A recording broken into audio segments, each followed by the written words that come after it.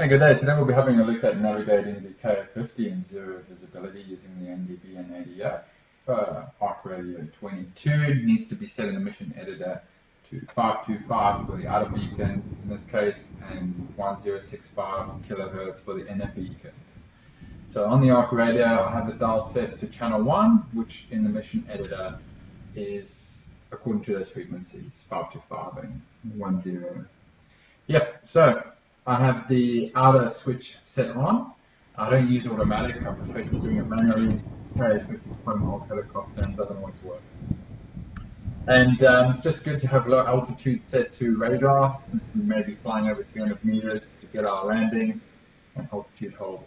So I just use route mode. I trim the helicopter until I line up with the radio beacon.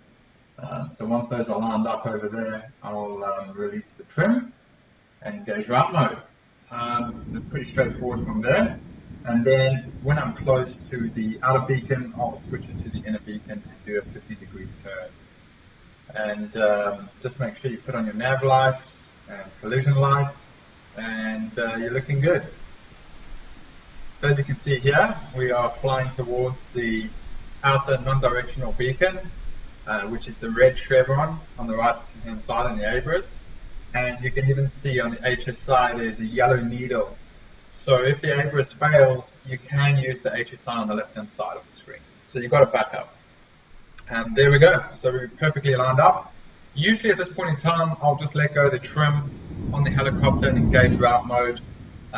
But I will show you when there's a lot of high-speed winds, as in the case in this flight, that we are going to just manually yaw the helicopter back until the red chevron is lined up.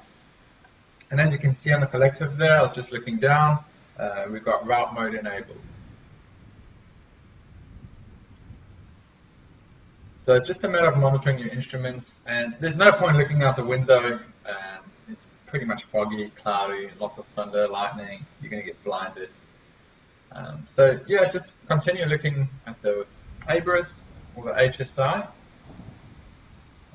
It's pretty good using the HSI because sometimes you'll have an electrical failure, and the HSI is definitely a great backup. Now you'll notice when you have a look at the ABRIS here that there's 4 green circles, and those are your non-directional radio beacons. So what we're going to do here is I've switched it now to the inner beacon. As I said, auto doesn't always work on the KA-50. So I've switched it to the inner beacon, and as you can see, we're pretty much on top of the outer. So we do a 15-degree turn or so, and line it up with the inner beacon, and we should be good for a perfect straight-on approach towards the airfield. Don't forget, guys, radio the airfield, say that you're inbound so they can turn on the runway lights. Otherwise, it's going to be really hard to see the runway.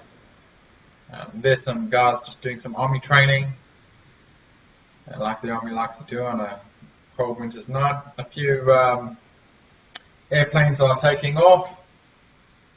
Off they go. So I should be able to get clearance now to land. And there I am, the white helicopter on the far western side. I'm coming on finals.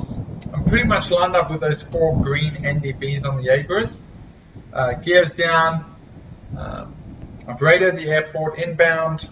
Well, this is the first request, and then secondly is request landing. So F12 or / on the keyboard to bring up the radio menu, and from there you can get those lights on the airfield turned on.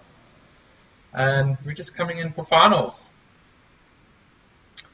So if you have a look at the ABRIS at this point in time, you can see all the green circles are lined up, looking good.